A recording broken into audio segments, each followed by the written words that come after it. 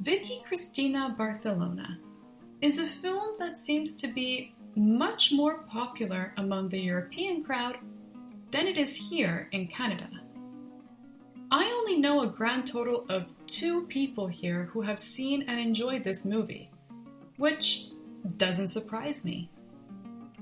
I first heard about this film through my Montenegrin friends years ago. I naturally grew curious about it since I'd never seen a Woody Allen film up until that point.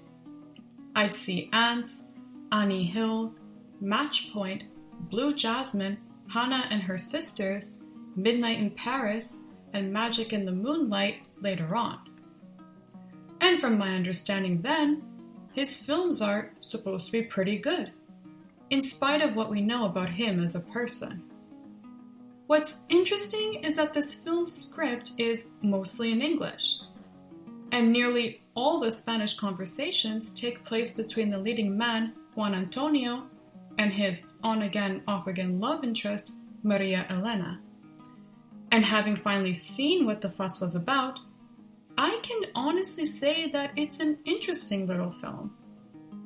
I'm admittedly not crazy about it as many others seem to be, but I do like it nonetheless.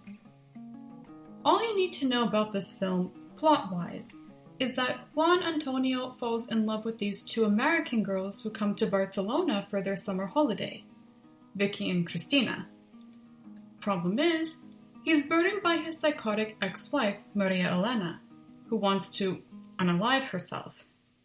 We see how their respective interactions make a temporary impact on their life perspectives. One of the things I like about this film is the aesthetic. It has a very vintage look.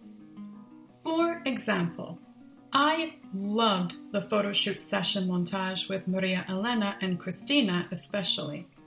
The process of developing film inspired me to learn how to do it myself. And it's not often you have a North American-based movie filmed in a setting other than, well, North America. I mean, sure, you'll get scenes in foreign countries, but you don't usually get the chance to witness the actual culture in these places. And this film at least gives us a little more of that aspect missing in non-foreign films these days. Though to be honest, none of the performances in this film really wowed me. In the film's defense though, I think it's intended, as it plays up raw emotion more than the drama. All except for Penelope Cruz's as Maria Elena. She's absolutely crazy and unpredictable. Dare I say, incredibly sassy and yet vulnerable at times. I became quite the fan of her over the years, and this was the role that initially endeared me to her, ironically enough. The biggest thing about this film that really got to me was the subtle conveyance of how human relationships generally work.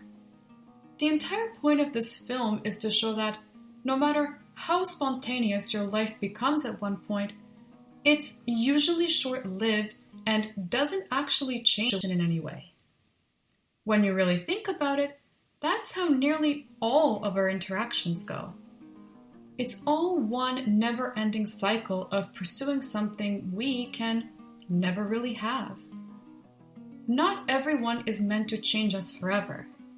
If anything, and especially in the case of this film, certain experiences may even help us to realize that even if we welcome a change of pace, we soon see that it's not what we need or want. Though it can also boil down to the fact that many of us simply accept the inevitable, that we either cannot control our situations no matter how hard we try, or we just sort of nonchalantly accept it, regardless of how we feel about it, if we feel anything at all. At the end of the day, experiences are mostly meant to be just that, experiences.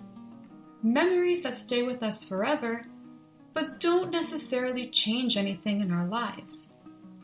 It's very much true to life, and I think that this film portrays that idea well. We oftentimes cannot express how we feel about these things, because we don't know how we feel in the first place.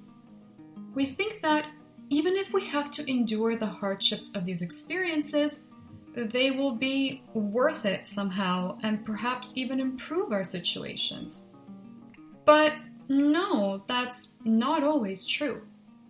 If anything, maybe we're just meant to remain in our cyclic lives, mentalities, and logics, because we know we can confide in them no matter how good or bad they actually are for us, and that any spontaneity will not last forever, and can possibly make things worse due to their unpredictability. Some interesting stuff to think about.